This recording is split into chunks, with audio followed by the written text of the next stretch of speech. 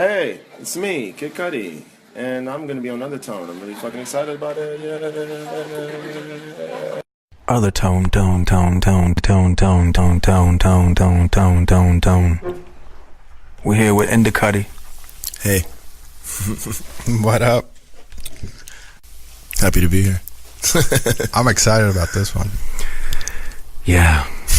I already shared this show with a rebel.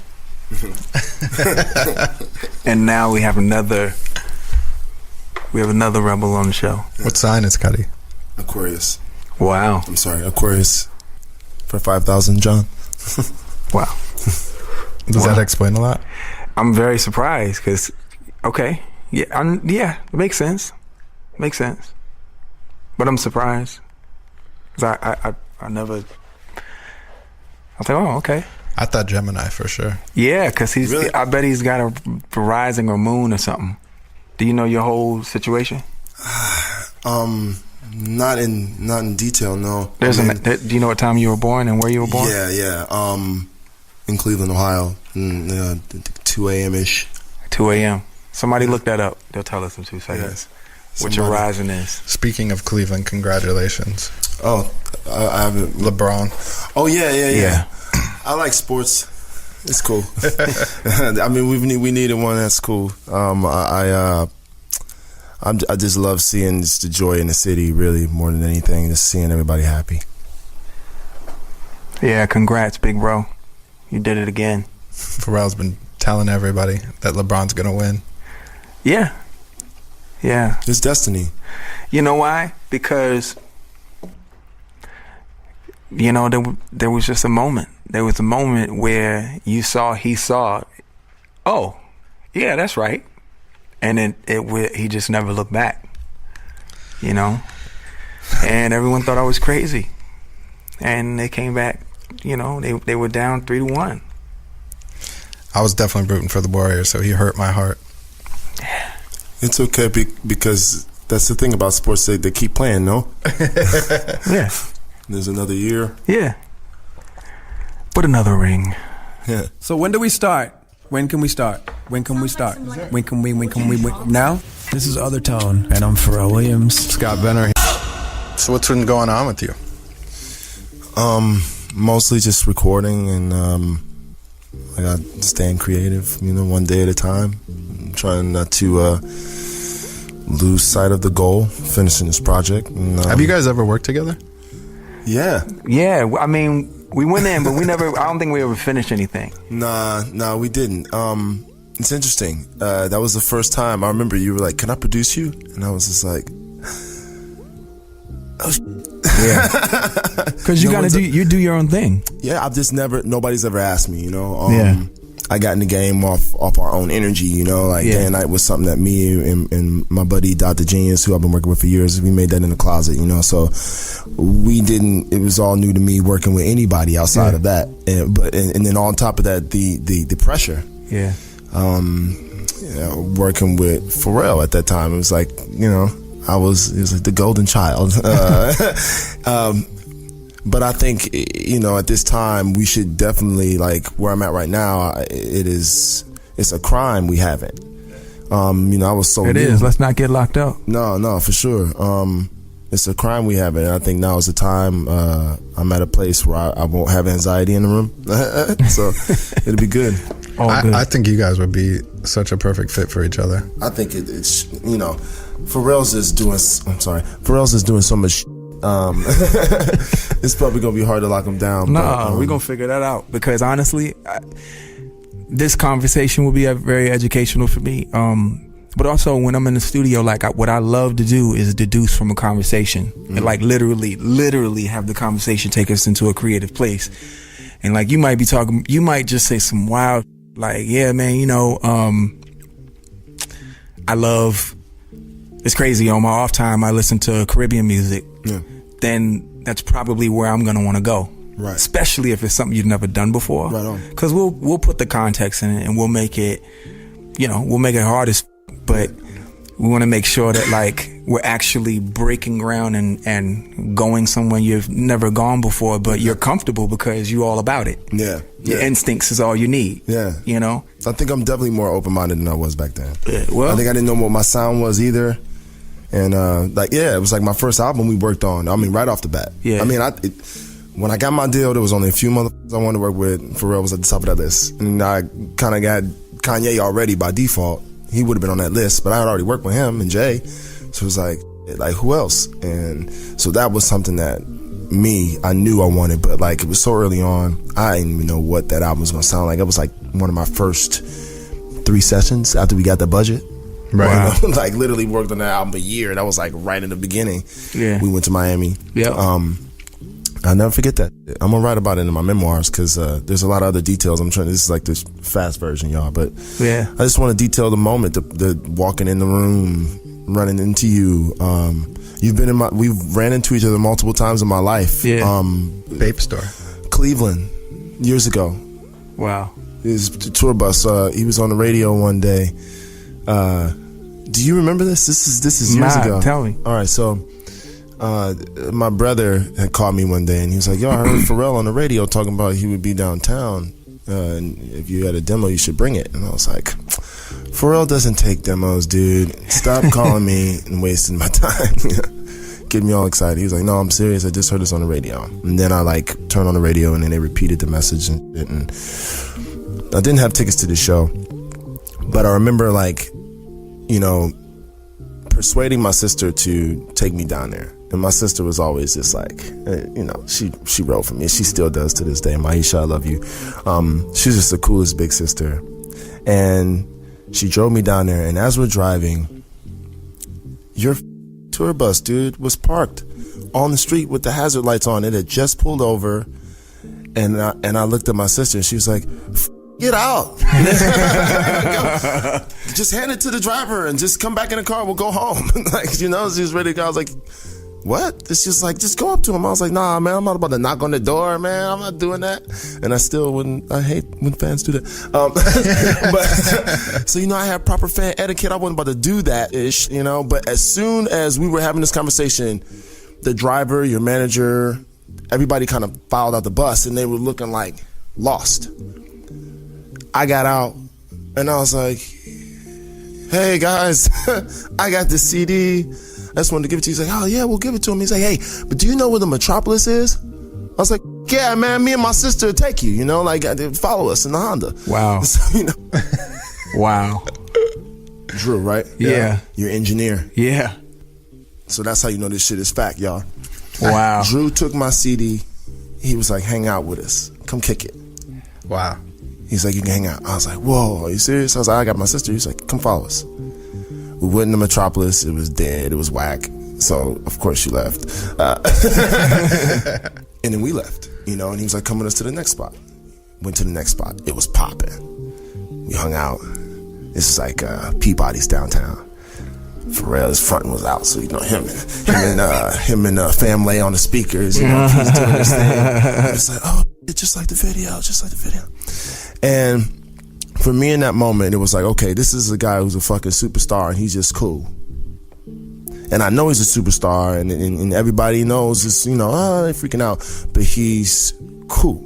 And I'm not talking about just like one level of cool to other humans around him, cool in demeanor, and just like human. And as a young up and coming artist, seeing that, because there was another artist too that I met on the come up, David Banner, who was like, I saw him in a club and I was just like, man, when I ever get on, I want to be like that, like just cool with everybody. That dude's human, and so this was another one of those moments. And hey, to make a long story short, I left. I was there the whole night. I didn't even bother you. I didn't even say what's up. That's crazy because I was like, I'm not even going. I was like, man, I'm already just blessed to be in the space. I'm not even about to ruin this. We just observing, and I'm just observing. Wow. And then like we left, and you guys were kind of talking outside, to fans. Some chicks maybe, I don't know. It's like a bunch of people, but it was like you were standing and it was people around you and you just meeting people. You were very cool. Everybody was chill though, because Ohio's like that, There's really chill, good people there. And you could do that. At that time, you could do that. Before social media, you could stand outside and just meet some folks, you know? Can't do that now, and that's sad. And that bums me out, because I wish I could have that moment. Like what you had that moment. And I remember saying goodbye, and that's it, just something like, man, thanks for letting me hang out. And you were like, yo, no problem, you know? And I was like, all right, peace. Wow. Because I interrupted a conversation, and I didn't want to, you know. Nah, bro. You know? But I remember leaving and giving Drew my demo, and I was like, all right, man. So all my contact info's on there. He's like, all right, well, if it's good, you'll hear from me. That means that Drew's the kind of person that has those kinds of things forever. Yeah. So I'm going to ask him. So sick. No. No, actually, what's crazy is those songs.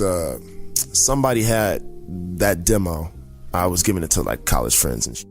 And they put it out a couple years ago. So those songs are online. Okay. I wrote them when I was 19. Wow. So this is a long time ago. Wow. And so Day and Night was the first one that got everything started? Yeah, that was New York days though. I hadn't even decided to move to New York at this time. I think I was just figuring out what the I wanted to do after college. I took that year off, and I didn't take a year off. I took the rest of I was like, I'm not doing this no more.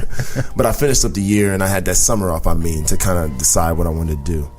And that was that summer. Wow. I think I was the first person to ever license a Kid Cudi song. Day and Night on Entourage. That is true. Because I remember getting that check and being like, I can get used to this.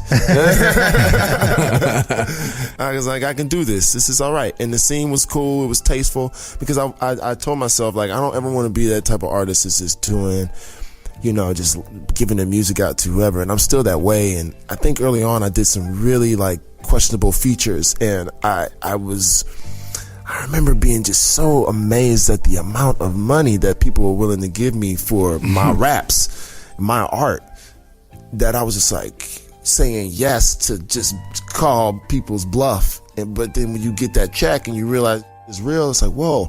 But then I started caring about my discography. Like I remember going on my wiki like early on and like looking at like the little songs I did and singles and just being like, I don't like the way this looks. I want to make sure that when I look at my discography, it looks like Ye or Pharrell or people I idolize, you know, Michael Jackson. Like I don't want no random on here that's just on here because I got a good check. Right. So like there's only a few of those, and then I think I made the shift to just not doing features at all, unless it was like people like I really knew or, you know, had a vibe with creatively. And is that important for you to like hang out with producers and artists before you make music? Some people get weird about it because I don't know. I mean, some people just want to get the work done, but it's like I want to know who the fuck you are and what you stand for and why are you in this business and why do you make music? Because he's definitely Aquarius. Definitely. Those are things that, like, you know, feeling is everything. Yeah, I need to know because I can't be in a room with you. Like, are you voting for Trump? I need to know before you walk in the room. Like, if so, we could not work. You know? God bless you, but we can't jam. You know? I get it. That's just a silly example. I think that's something that a lot of fans don't really think about because it's not like something that's seen. Yeah. And I think it's important like that they know that there's a lot of like relationships behind the scenes that have to be worked out before you can just jump in. I mean, a lot of people don't care, you're right. There's a lot of hit records that are made yourself of sending them through email, and that's okay. And that's the thing, you know, there's different types of approaches to this, you know. We we're in my regime, what we do, we like to put our fingers in the sand and feel the earth. We need to feel the music all around us. We need to swim in it. And the only way to do that is to, you know, connect with other like-minded people on the same mission. To, you know, feel that, you know, like to feel that feeling. You know? Everything's about feeling. It has to, and it can't be, you know, like, I was just talking to Travis about lean and I just was kind of not understanding why people do this, you know, but I get it, you know, because when I was doing my thing, people didn't understand why I was doing my thing. So I understand everybody's method, but to me, I was just kind of like, how can anything like that enhance the music? And he was telling me how it did, you know, for you know, when you sipping and you listen to the music, there's this whole experience of sound, you know, design all around you. And I was like, you know, kind of intrigued. But then I was blessed. In that moment, I realized how blessed I was to achieve what he has on that. I got it naturally. I hear music all the time. Like, I hear it all the time. It's like all the time, you know? Right. And it's a powerful thing. If I can't get in a room with somebody that can swim in the music with me, what's the point? You know, of course we can make some money. You can put me in a room with whoever. We can make a hit record, you know. We can make some money. That's cool. We got money though. You know, so at this point, it's like, just trying to get more money. Like, we get paid a lot of money, you know? So. Are you and Travis going to work more together? Of course. I was just thinking, like, why did I have a brain fart? Because I was, like, thinking we have all these songs. But we don't, but we have a couple, and you know, I look forward to working with them again. But yeah, it's like, you know, everybody's so focused on money, and as artists, we all get paid so handsomely. It's like, we need to focus, we need to shift this from the greed and just focus on like what's going on in the world, you know, around us. And so that's why I say, not like we got money in that sense. Right. It's just like, as artists in this community, it's like there has to be other motivation when you walk in a room other than monetizing, you know, and trying to capitalize on two artists that are popular. You know, there weren't, you know, you didn't see, you know, Nirvana doing collabs with this band and all, you know, you didn't see, you know, Michael Jackson really doing collabs with that many people. They were tasteful here and there. Prince even. It's like, I don't know. It's just, we live in an age where it's like the music industry has figured out, you know, itself in a way. And when we were coming up, the music industry was figuring itself out, and there was it was more pure than it was tainted, I believe. And so, I don't know. I could be rambling. Nah. I don't know. Nah. Okay, I'm on point still. Yeah. I don't know. I really look for that, and it's hard to find that in the industry. Other artists that are on the same frequency, and but I've been blessed. Like, starting off working with Kanye was a blessing. Working with Jay-Z, working with Pharrell. It was just, what more can you ask for? I think that you don't get the credit that I think you deserve for changing the trajectory of hip hop. You know, I think I like to say the right people know what's up. Like, you know, the people that matter to me. Because the people that don't, you know, it's like, it's cool. Like, it's not stopping my shine. It's not stopping my blessings. It's not stopping, you know, anything. You know, it can be a little disheartening, but that was when I was younger. Like, now at 32, I'm so like comfortable with where I'm at with you know, myself as an artist and my fan base and what we've done, the things I've accomplished, things that I didn't even know I would accomplish, how long I've been in the game, how many albums I've done. Actually, let me challenge that thought, because you could say, on one hand, maybe not many people know that he was largely responsible for changing the trajectory of hip hop. But on the other hand, if you go to look for that sound, you know who you got to go to. Yeah. Right? Yeah.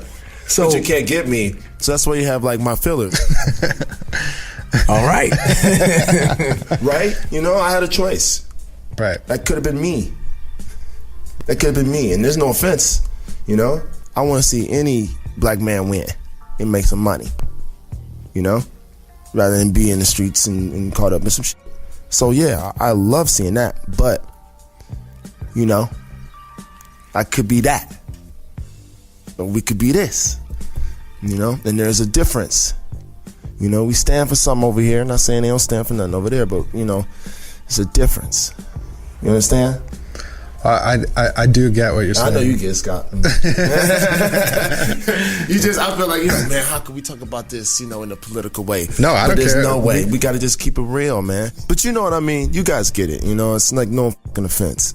But Well, Let's we gotta be honest, say it is what it is. Yeah, it is what it is. It's a brush fire. I'm just a little house on the side. Yeah, I'm a little house. I'm surrounded.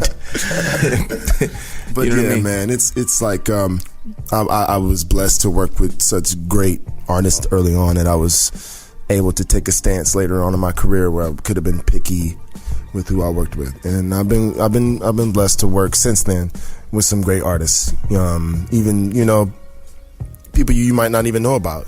From No Such Thing and to Rat-a-Tat people or Rat-a-Tat. Yeah, these are guys that I love. That I used to sit in a room and listen to. These motherfuckers didn't know me, so and to work with them, like those things matter more than all the big looks, more than like Already Home on Blueprint 3. It's like, man, I made this song with No Such Thing when I was in a room. That's like my song, like which was my like mission statement to the world in song form, Ironically, I got him to do a bunch of instrumentals for a new movie that I'm working on called The Land, which is set in Cleveland. Yeah, I heard about that. Yeah. I mean, like, see, and look, I'm not no A&R. I just know when I hear some shit that's magical, and he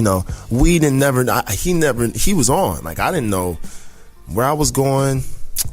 We were just young kids making music, found each other on MySpace, just like how kids do now, even. But it was just like that one, platform. That was the only platform where you had, I don't even think Facebook existed for everybody yet. I think it was just you had to be, that's crazy. Some kids don't even know that. Like you had early on, I mean, if you saw that movie, then you knew. But like early on, like you had to be in a university to be on Facebook. Like you had to be at the schoolhouse in certain schools.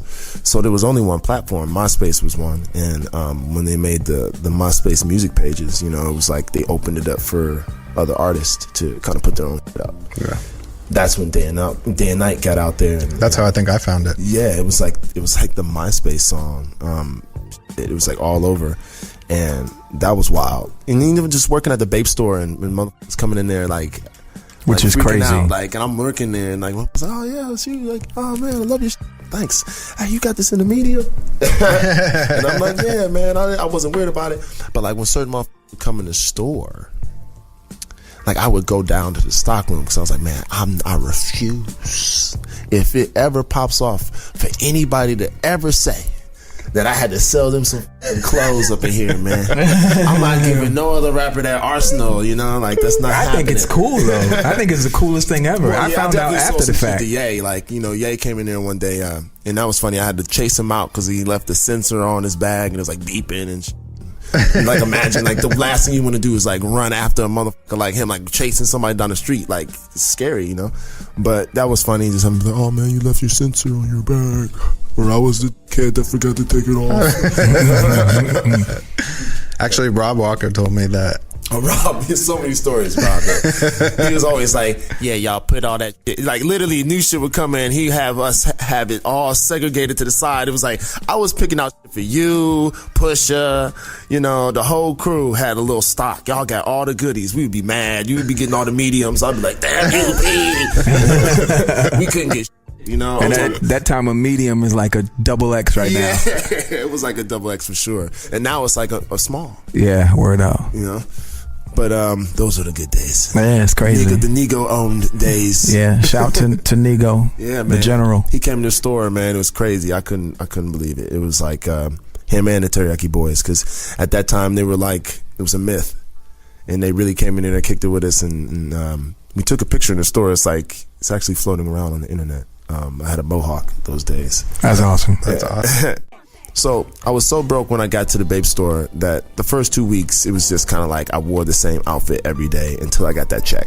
So I was able to get another outfit, and that's awesome. It was really gnarly, and I was borrowing clothes from my coworkers. And in the photo, I'm borrowing a hoodie vest. Cool. From my manager at the time, Danny, who was really cool, man. And all those guys, they knew I was doing my thing, and I think there was another manager in there that was hating on me, like, no, he trying to work here. Cause he trying to get up, like make a come up in music, and then like Danny was like, man, this dude don't even have no bank account. Like that was the thing. Like I had to use my mom's, like, cause they only did direct deposit. I had to use my mom's bank account. That's so cool, man. It was like, This whole story is amazing. To me, like, the stories that are boring are the ones where it's like you're born with everything, you got everything was easy, all you did was one thing and then it just worked. Nah, yeah. It's to me, the more, like, you know, they say blessings come from more than just prayers or good deeds. It also comes from patience and long suffering. And for the longest time, I never understood how long suffering, how a blessing comes from that. Yeah. But the long suffering provides time for you to think and realize and recognize things. Yeah. And when you look over your shoulder, it just decorates your story in such a way where when you do triumph, you realize you needed the long suffering in order to have a victory. Oh yeah. You know, so when I hear your story about like borrowing clothes, like that's amazing. And some people listen to this going, what? I want to borrow nothing. But you know what? When you hit I was like, yo, yeah, hell yeah. When you hit that threshold of like, like your life has changed forever. Yeah. You look back on the days that you struggle and you appreciate the struggle so much more. Yeah. Because you realize it was building character. Yeah. It's awesome, man. Yeah, man. I couldn't also believe I was working in the fucking Babe store. So, yeah. I mean, that was like the job you wanted in New York. And I mean, I applied at that place for years. So, yeah, I would think that's a tough job to get. How did you get it? Yeah. Man, I just one day for the fourth time dropped off my resume. I had worked at some places in between the second and the fourth time. And who hired you? Was it Zuki? Zook. Yep. Yeah. And Zook still to this day. Shout out to Zuki. Good man. Shout out to Zook. Matt. And it means so much to me that they hired me because I ain't had shit at that time. And that dude was really, there was a guy there that was really trying to monkey wrench me. And Zook was like in a position to say yes or no, and he said yes. So Zook, I appreciate you, man, because like that meant a lot to me. And I had to quit that job. That was like really hurtful, like to quit the job that I always wanted, but I had the opportunity to tour Australia. Like we had the Crookers remix was popping overseas. Like I was like, man, I have to chase this, man. Mm-hmm. Like I ain't never been nowhere. We just flew like, you know, to Cleveland, but like, dog, we have opportunity to go and promote our music. And if I don't take this, you know, I'm gonna always be like, man, what did we come here for? I love the Babe store, but I didn't come here to work at the Babe store, right? So here we are making that choice to quit the job of my dreams. And like, it was amazing to come back and do shirts with Zook and all that, because to make a long story short, we did that tour. I came back, it was like 2 days. I was like, man, I ain't got no job. What the fuck we gonna do now, you know? And Plain Pat calls me up and he's like, yo, so Kanye wants you to come to Hawaii. Wow. And landed over there. And I was just like, damn, we just flew over this motherfucker. Anyway, I was always wondering what it was like down there. So then we go and see. And then I'm talking about walking into the studio. I already met him in passing, but this was like the actual, like, up close and personal. Yo, what's up? Welcome, man. Hey, you ready? I'm like, yeah. All right, I got some beats I'm gonna give you on the jump drive. I was smoking Newports at the time, so I go out on the patio. I'm sitting out there just like so nervous. I got my laptop set up. He comes out with the jump drive. Just have fun. I'm like, all right. I start vibing. It's like 8 of the most wonderful beats. I think like 7 of them we used on that album. I mean, they all got used. And the first, you know, beat I listened to, I'm like, all right, this is dope. Like, of course, it's Kanye West. All right, yeah. What the fuck am I gonna do? This is like, you know, like, and this is not like, this is like, hey man, we're working on Blueprint 3. We want you to write hooks. And that is the song, essentially. Go. Wow. No deal, really. We were kind of still figuring it out, but no deal. And I think I was like, you know, kind of vibing for about 5-10 minutes. He comes back. He's like, so what you got? Hello, man, I got like one idea. I don't know if it's any good. But he's like, just tell me, what is it? And I was like, okay. He's like, oh, you want me to fall from the top? Do you want me to drop? You want me to stop? You want me to go? All right, go in the booth and lay it down right now. Are you sure? Do you like this? Yeah, come on. Wow. All right, you got another one? Oh man, I I had one I was starting after I finished that one, but I don't know it's any good. Oh, well, just go in there and lay it. What is it? Okay. Cooking up in the kitchen, young boy had that vision, had to get with it. Ooh, ooh, ooh, ooh, ooh, ooh. Cooking up in the kitchen, young boy had that vision, had to get with it. Something like that. Cause we was like, oh, it's for Jay, you know, let's talk about that dope boy shit. Let's talk about that. Let's make a theme for the dope boy in the kitchen. So I was like, man, cooking up in the kitchen, you know, it just hit me. And this was going crazy. You just see people in the glass. It's like, and I'm just like, oh, okay, they like it. all right, two. But here's the thing. And this is where these young kids get fucked up right now. Because they take a picture with Kanye and be like, I made it. I had them two in the bag. And they are the songs that we know today. I was still never satisfied. I was like, that. I still can do better. High five. Yeah, cool. What's the third one you want? Right. No time for celebration. Okay, anxiety's out. Let's make 10 more. You know, these little kids get excited when they get the pat on the back or the blog write-up and they ain't did shit. Yeah. You know? And we need to remind kids that, you know, and even in those moments for me, I still can't believe. I only got one Jay-Z song and I still can't believe I got that one Jay-Z song. You know? I'm so appreciative. I see him now. I was just like, I'm like, man, thank you. Because it means a lot to me. Yeah. You know? He didn't have to fucking do that. You know? I just care on a level and the magnitude that most don't. And I've been given the opportunity to be in a room with some people that most people don't. So my story is just, and my perspective is always going to be just a little different. It's crazy that you ended up so quickly in that circle. Yeah, it was nerve-wracking, man. I mean, I'll tell you the truth. It's what drove me to drugs. The pressure? Yeah, I was like, man, I'm going to either kill myself or I'm going to do some drugs. And I don't want to live, so. Why do you think you thought about killing yourself versus celebrating what you were doing? It was the pressure of trying to make another one? Okay. I didn't like that I had money and success and I had made it.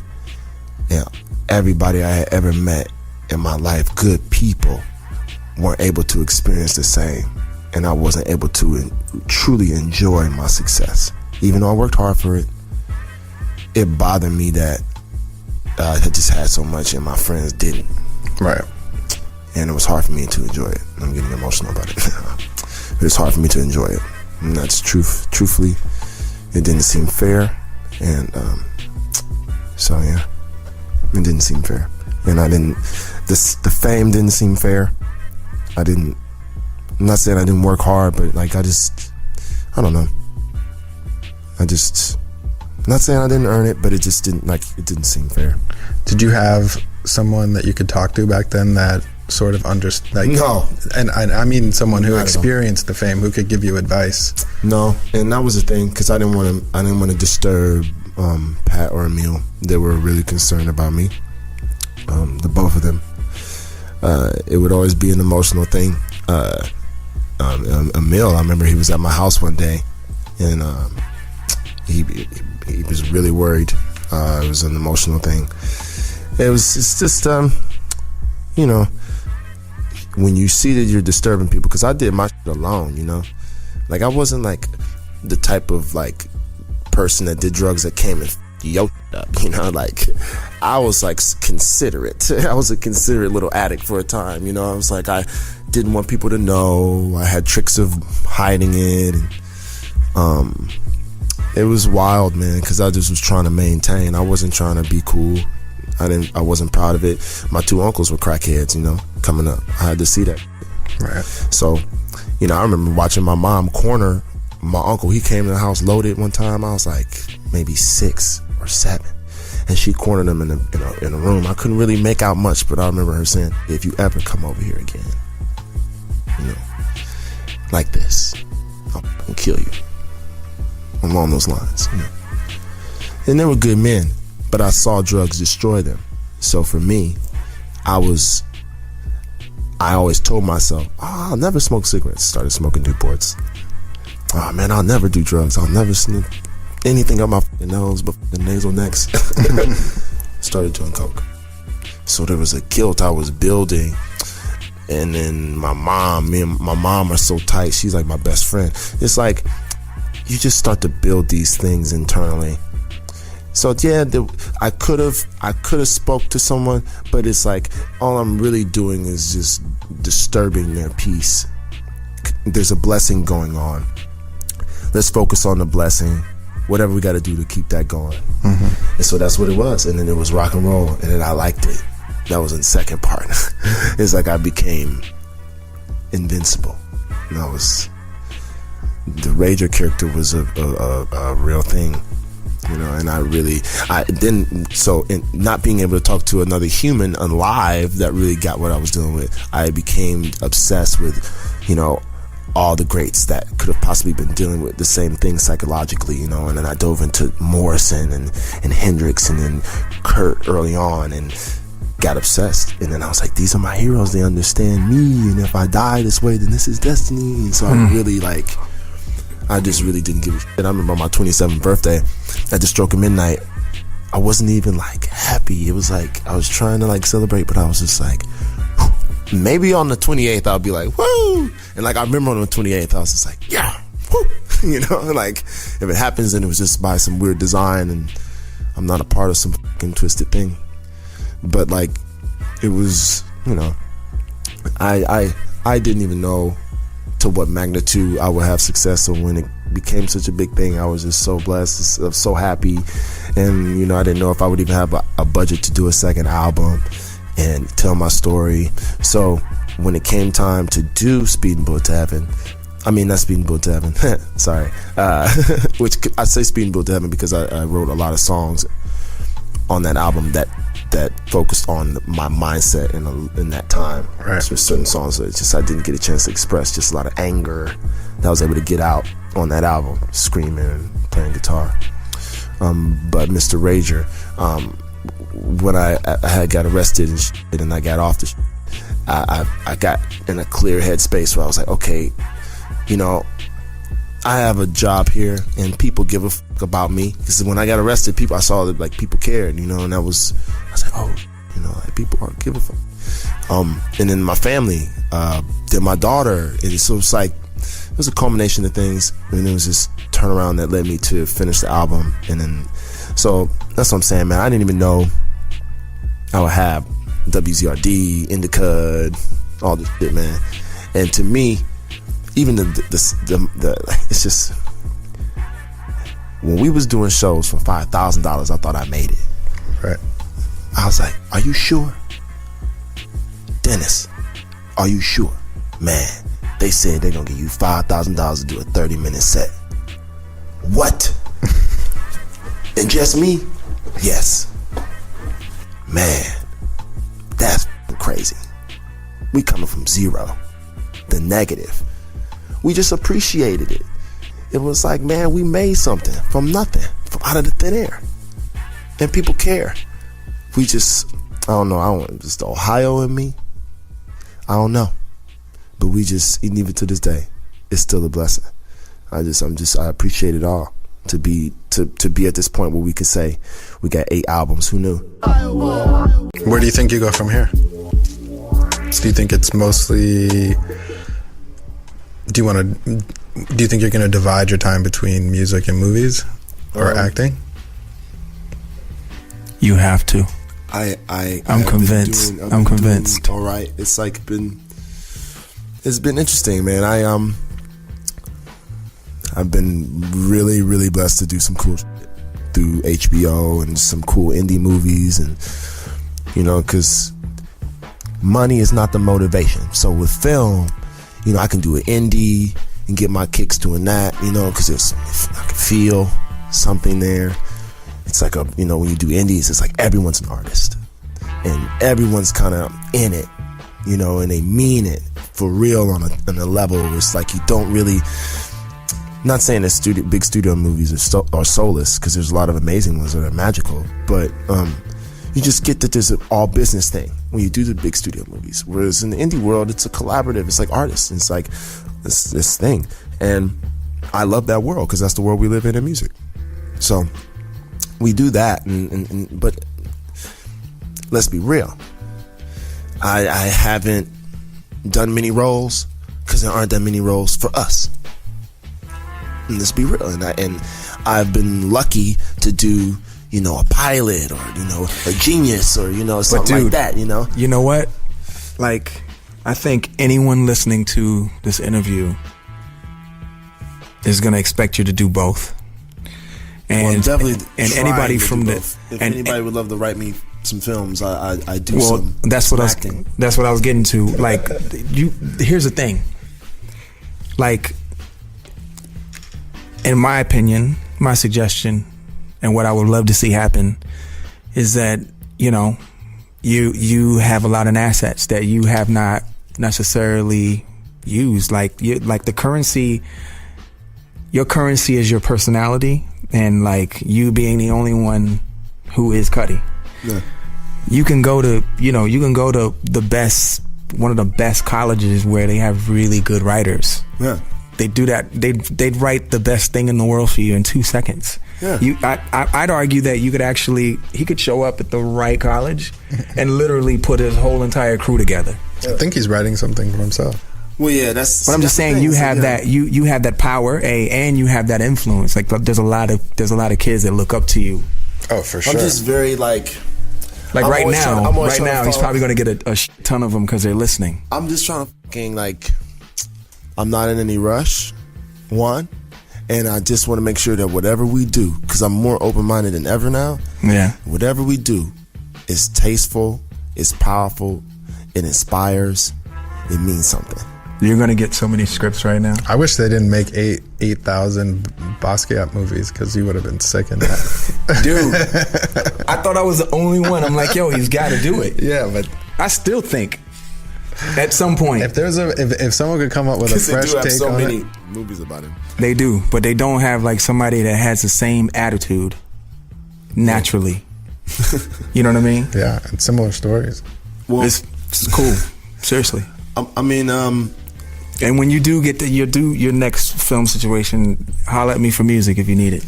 Well, see, that's the thing, man. I think that because I'm down. We should just sit and make something from the ground up. You know, I really feel like there should be more superhero ideas outside of Marvel. We should stop like relying on just one entity. You know, two entities, DC and Marvel. It's like we should start thinking about our own shit. You know, I mean, the whole space is there. You know, I grew up watching Robert Townsend and Keenan Ivory Wayans do wonderful things for black entertainment and comedy, and then birth many careers early on for many people in comedy and in film, whether Jim Carrey, Jamie Foxx, you know. So you think, like, that's just what I grew up with, that inspiration. I'm just like, man, me and you sitting in a room bouncing ideas, you know, we could make some that's and that I was telling you about, Scout on the Phone, that I'm writing right now. That idea alone, you know, there's no reason why you can't come on board and executive produce it. It's something that you would be passionate about. I give you the log line for sure. You would with it. Mm-hmm. So that's why it's like I can put myself in a room with the best writers and have a bunch of motherfuckers write my log line, but like, I got here being curious. You know, I got here with no skill set, just working, trying. Nobody showed me how to write a rap. I just listened to a lot of rap and then learned what the dope was and then made my own way. I wasn't ever trying to emulate. I just figured out my own formula, my own DNA. And, you know, I need to apply that with everything. Yeah. You know, truthfully. And I think that my story, like, because I have things that stories I want to tell that only I could tell him, man, I just want to see him through. So that's why this idea that I've been working on for 2 years, it was like, if I don't write it, nobody else will. And it's gonna be one of them constant battles in the office after the fact. Like, I'm like, no, he would not say that. You know, it's just like I foresee all issues. This is like I just want to kind of like avoid all that, and by doing that, it's writing the fucking myself, working, learning Final Draft 9, sitting there for hours. Like, it's gonna be tedious, man, but putting in the work. I've always been down for that. There's some stuff. We'll talk about it later. I can't really actually talk about it now. Sure. There's some stuff in the future. I'm doing TV. What else? No movies really. Nothing right now. It's coming now. That's awesome. I'm not in any rush, man. You know, man, I just don't want to play. Look. No, everything in its right time. Yeah. I'm with you on that. I'm just saying that's different. It's just that you're a pluralist, though. Yeah. There's no getting away from that. That's what I think is so cool. Like, there's no getting away from the fact that you're a pluralist. And I'd argue that, like, you know, that rock star thing, that all those people that you were, you know, you felt like there was some sort of kindred, you know, connection. Yeah. I feel like it's because there's a huge part of you that just already is that, you know, just already is that kind of like trailblazing, you know, maverick in a lot of way. You know, this guy that just literally just runs around on his instinct, like you just said. You don't even know, but you got here by being curious, and so that's your thing, is to go out and just experiment. Yeah. And work and learn. Yeah. That's. Some people make me feel a little weird about it. I just think it's the. I think call me a control freak. At least in some circles they call it a control freak. You know. Well, I think also, you know, the fact that you're willing to take chances is just, it shows artistic confidence. You know, and I think that's something he has also. Yeah. I mean, I think. But that's what I'm saying. The two of you are pretty similar. I came up in the era of Pharrell. You know what I'm saying? Like, we seen it, the videos. You know, I mentioned that Nori song back in the back. You know, the production, the music, the idea, the raps, the energy, the Philippines. You were there. You were there. It took me there. Yeah. Nobody's taking me anywhere right now. Not many people. You know what I'm saying? Do you think? Like, and just call me, maybe I'm the new old school for now to these new. Nah, I mean, I don't know. But like, so there's nothing that you're hearing Nori, right now? Man. I grew up with Nori. I'm sorry. I just grew up and I was watching Nori in those videos. Shout out to Nori. And the elegance and the taste of detail. Shout out to Hype. You know, and the approach. You know, because it was still a time where the gods still existed. They walked among us. Michael Jackson, Whitney Houston, you know, Prince. Every day was still out there, and they were still throwing out magic still. Whoosh, whoosh. So it was just, I have this DNA in me, and when I go into the studio, it's like the mission is clear because it's still there. It's like just what I see, what I saw. You know, I remember watching Michael Jackson doing the moonwalk for the first time. So from that point, it was like, oh, I'm gonna know how to put on a show with just me on stage. Maybe I'll get me the enough to wear a sequins cardigan. But for now, I'm gonna have the confidence to get on stage by my fucking self and feel like I can control it with just my energy. And so that's, you know, and then you hear Travis Scott, who comes to me and he says, yo, man, like, I saw your show, like, years ago, it's crazy. So 2009, you know, the Asher Roth tour, and like, man, he's like, that shit, I saw that, it inspired me and made me want to do this shit. I'm like, man, I'm just regurgitating inspiration I took from, you know, and it's crazy that I'm inspiring other people. I never knew that it would be like that. We never knew. We just did it, doing shit. We not thinking too much. Now kids are too self-aware. Like, it's like, oh, this is gonna get me retweets. This is gonna get me this type of look. I look like this character when I'm doing this, doing that, because I get the camera and these things we weren't talking about social media. When Twitter happened, it was just like, what is this? Like, you didn't have Twitter for a while. Yeah. It was like, people were like, what is this? It's for information, cool. We're like, okay. It wasn't what it is now. Right. So it was just, I don't know, man. It was a different time. You know, you come to the show, you had to see the show. You didn't see a clip on somebody's Instagram. You were there and you were present. And that's why it's a beautiful thing when we do the shows. And I tell kids like, yo, I make the announcement like, yo, no cameras, you know. And I know kids gonna do it anyway. I know y'all gonna do it. But I want to limit the amount. And by putting the announcement out, you kind of limit it because people, you know, respect it. Because it does take you from the experience. You know, it immediately takes you out of it. I want you to feel I want you to swim in it, you know? So you can't do that with the phone there, dude. When Scott called me and told me that, like, you know, that you were feeling things, I'm thinking the entire time it's going to be like about Orlando. Well, that too. I mean, we could talk about that too. That's what I thought. Tone. I mean, I feel things all the time. I can't stop. It's who I am. I feel everything.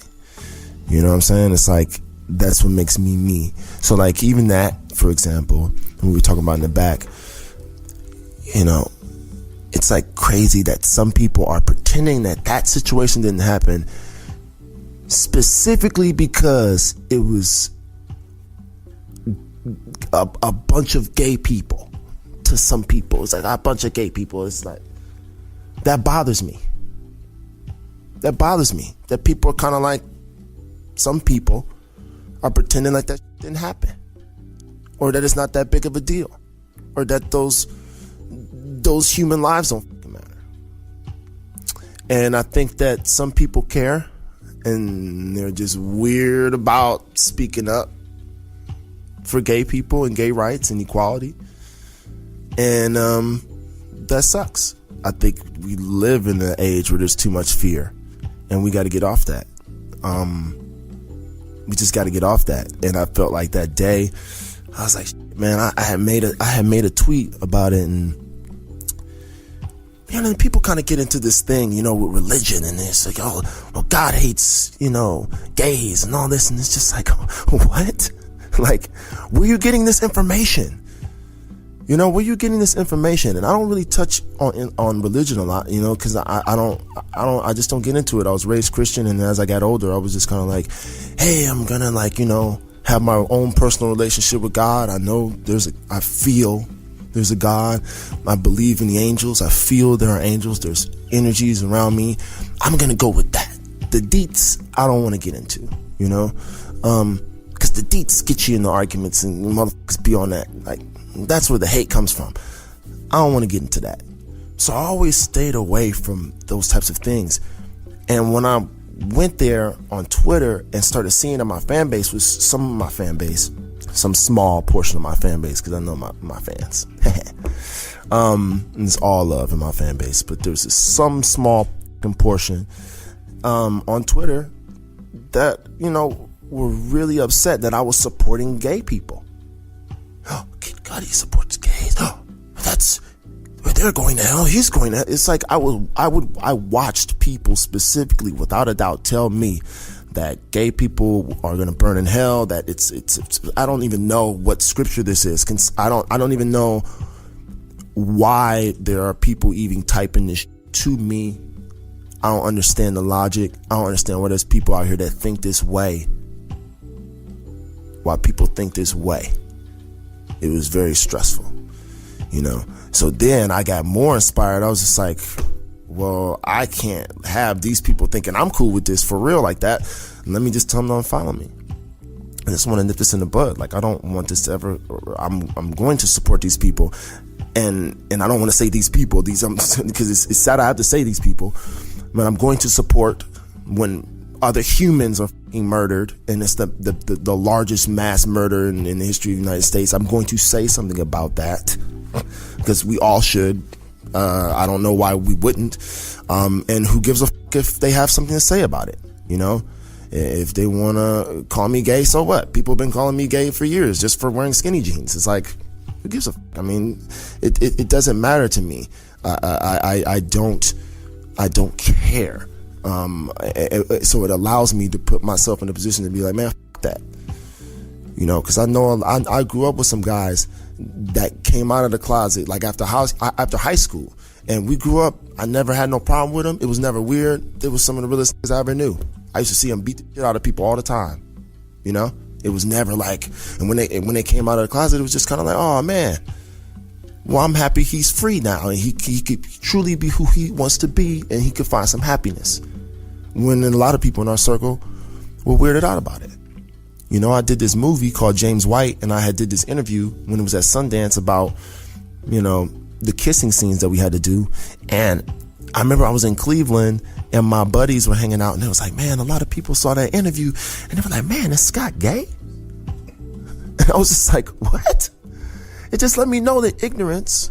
Why did they question that? Man, it's just people. What was the interview? It was just, I was talking about simply that I had to fully commit to the character, and how it didn't bother me because I was there to tell a story, and I was comfortable with what was written, and it wasn't about that. The story was centered around, you know, James White, Chris Abbott's character. You know, it's truly about him and his mom and their connection. So my character, him in general, and then his sexuality are very small details of the story. But we were talking about some scenes that got cut, and you know, I was just explaining that, and I think that people got kind of weirded out by my candidness and how I just wasn't weirded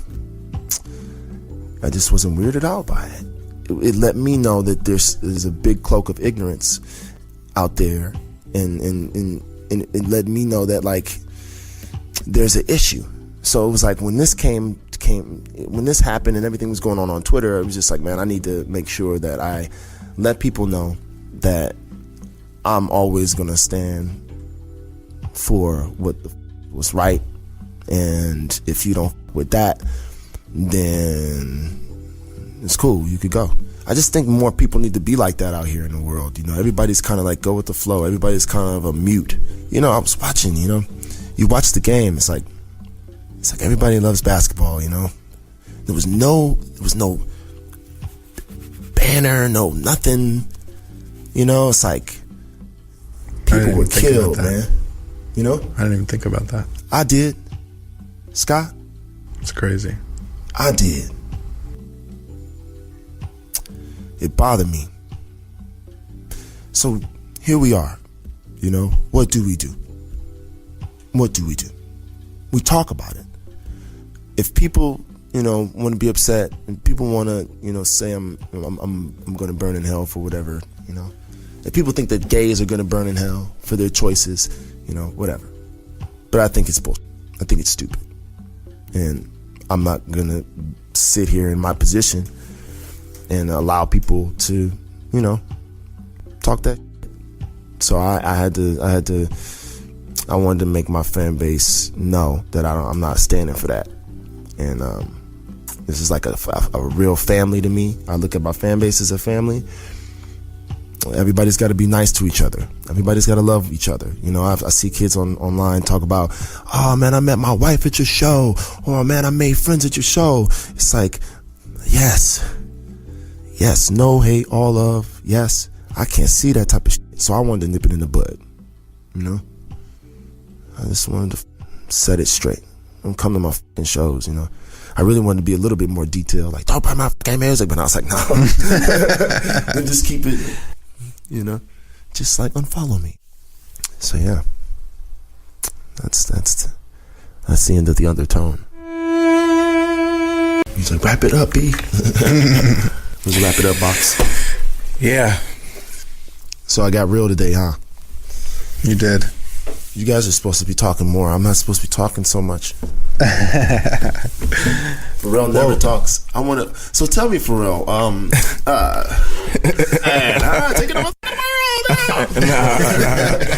world. But thank you, man. Thanks for coming on the show. And my pleasure, man. Thanks for. And you're right. This Orlando thing is like, it's crazy because you know, you're right. There are a lot of people who have opinions.